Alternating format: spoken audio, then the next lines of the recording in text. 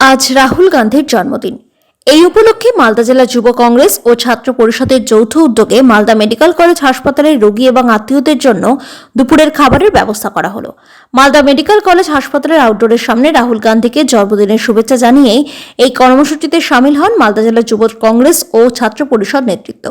উক্ত অনুষ্ঠানে উপস্থিত ছিলেন মালদা জেলা যুব কংগ্রেসের সভাপতি সারওয়ার জাহান, মালদা জেলা পরিষদের বিরোধী দলনেতা আব্দুল হান্নান, মালদা জেলা কংগ্রেসের ছাত্র পরিষদের সভাপতি আসিফ শেখ সহ একাধিক কংগ্রেস নেতৃত্ব।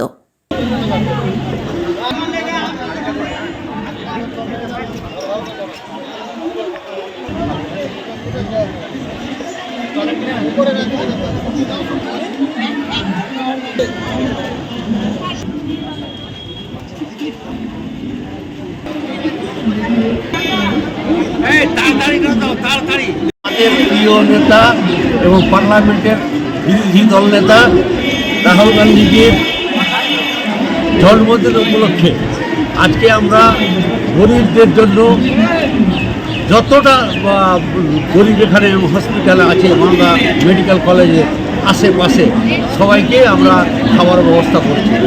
খাবারের মধ্যে ডিম, ভাত, ডাল, সবজি এই উপকরণ আছে। আজকে আমাদের রাহুল গান্ধীর 55তম জন্মদিন।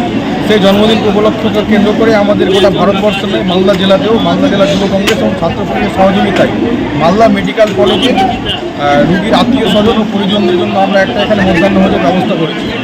রাহুল গান্ধী যে মোহাব্বত কি দোকান, সেই মোহাব্বত কি দোকানের একটা অংশ হিসাবে আমাদের আজকে এটা একটা ছোট্ট একটা প্রয়াস। সকলেই অবগত আছেন আপনারা, আজকে রাহুল গান্ধীজির 55তম জন্মদিন।